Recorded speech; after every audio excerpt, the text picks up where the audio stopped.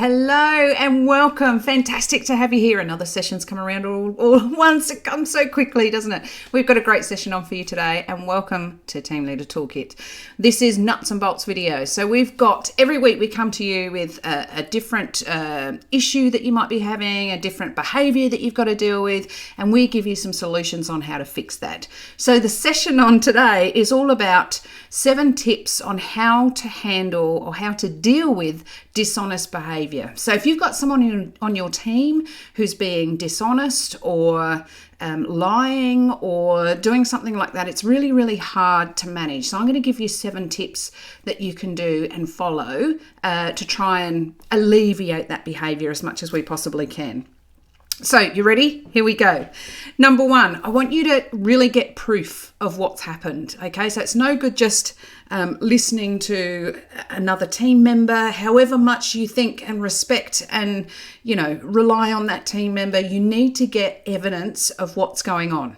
So if you accuse somebody and you haven't got evidence, then you could be putting you and your company at risk for counteraction. Okay, so make sure that you've got as much evidence as you possibly can that this behavior or this action or whatever they're doing that's in the dishonest sort of drain is absolutely, you have evidence for and it's proven.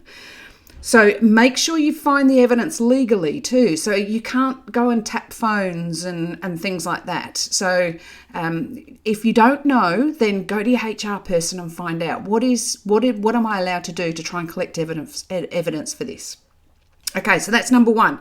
Number 2, has this happened before? Has this team member done a multiple amount of things to make you think, well, this is a pattern of behavior?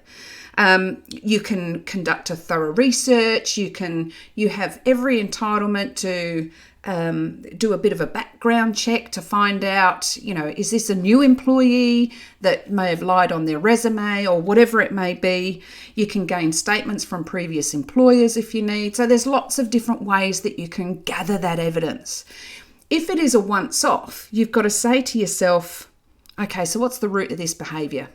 Number 3, that leads us to number 3, the root of the behavior. So it could be a number of things. It could be that the person is looking to gain access to secrets, products, whatever it may be, and that's what their main aim is, and it's with ill intent. Or it could be that you have a culture where to make mistakes is deemed really, really bad. So people are lying to cover up their mistakes, and therefore it's snowballing.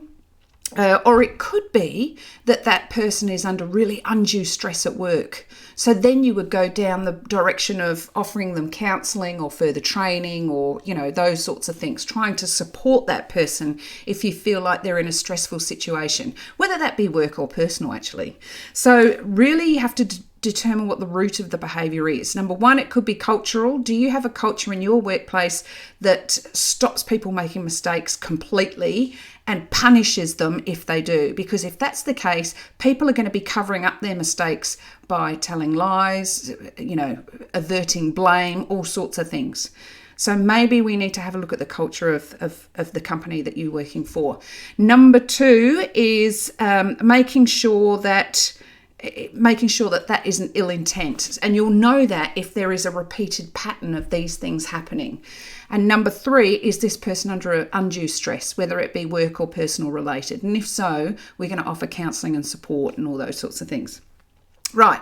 Number 4, this is the time where you have the courageous conversation, okay? So you've gathered the evidence, you've realised that this has or hasn't happened before, you've determined what the root of the behaviour is, now you're going to have a courageous conversation.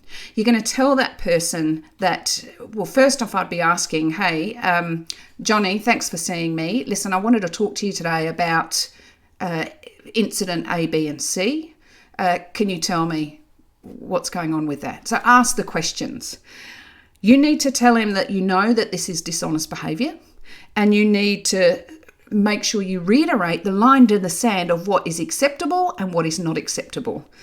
So usually if it's an instance where somebody is just taking a bit of office supplies home with them, or something like that, that usually nips it in the bud. Okay, so people realise, oh, geez, you know, I can't take that ream of paper from the photocopier home or whatever. If it is something more sinister, then we might need to act a bit further. But this, you do have to have a courageous conversation. So once you've gathered your evidence, once you've determined what the intent is, once you've determined the root of the behaviour, then we have to have that courageous conversation. And if it's a small thing, it might be that would be all you need to do, is to say, I understand, I've got the evidence that you've done this. This is the line in the sand. I'm reiterating to you that office supplies need to stay in the office and we cannot take these home.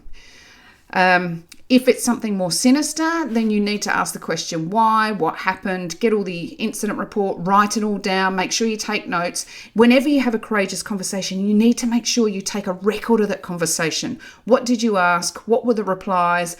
Date, time, the incident, all that sort of stuff, and put it in a private file somewhere so that you've got it. So if this pattern of behaviour starts to reoccur, then you can go back and say, we've had a conversation, blah, blah, blah, and you can move to the next disciplinary step. All right, number 5, if this behaviour is more serious, so it's not just, you know, pinching the odd office supply or whatever, then you need to make sure you've got the policies of your company with regards to this sort of behaviour. Okay, so you've got to make sure that that they are aware that this is not on, this is not doable. So you also need to seek help from your HR manager. So what is the best course of action going from here? Is it a formal warning?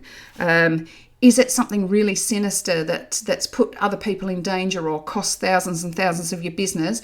Does it go straight to, you need to show cause of why I shouldn't terminate your employment here? You know, if it goes to that, we need to elicit the help of our HR managers and get them to help us out. If it hasn't gone that far and it's been a warning or it's been just a courageous conversation at this stage because it's the first time, then you need to monitor that employee a little bit, making sure that they're looking to perform better and not repeat that dishonest behaviour. You can have a one-on-one with them. Look, we're going to have a one-on-one for every week for the next month, just to make sure I'm reiterating with you with the policies of the company, so that you and I are on the same page. And you might have that, you know, just making sure that everything's being resolved and that they are really, really clear on the do's and the don'ts in the company. I know you and I probably think, well, that's common knowledge, but sometimes it isn't. So we need to make sure we've got it out there.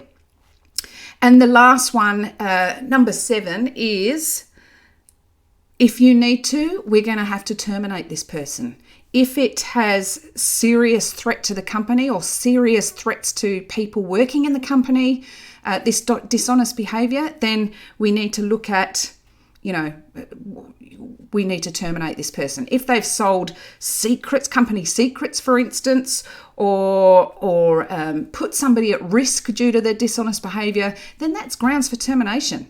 So again, this will be where you will elicit the help of your HR manager. All right, so let's quickly go through them. Number 1, get proof. Don't just go on somebody's word. Number 2, has this happened before? Is there a pattern of behaviour or is it the first time?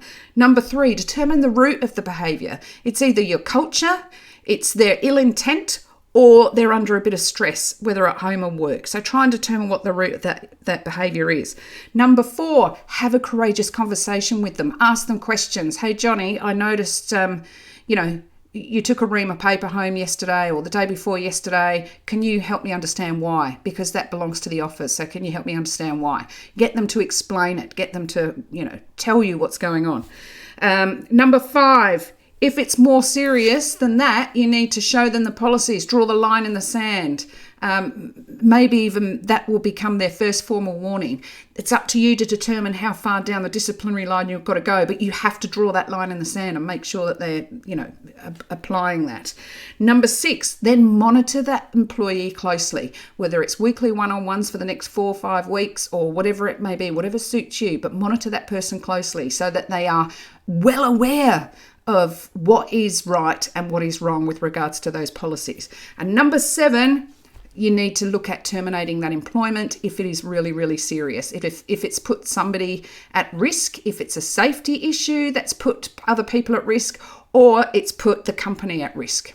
So again, elicit your HR manager. Well, I hope that helped. I hope you never become, part of this circumstance, but you probably will at some point in your career. So it's really good to know what's the best way forward. I hope those 7 tips helped you. If you've got any sort of burning platforms, issues, concerns, why don't you contact us here at ask@teamleadertoolkit.com. We'll put together a little video just like this one. We'll send it to you and help you find a solution. All right. So without further ado, thank you so much for your time. We will see you next Thursday. Until then, bye for now. Bye.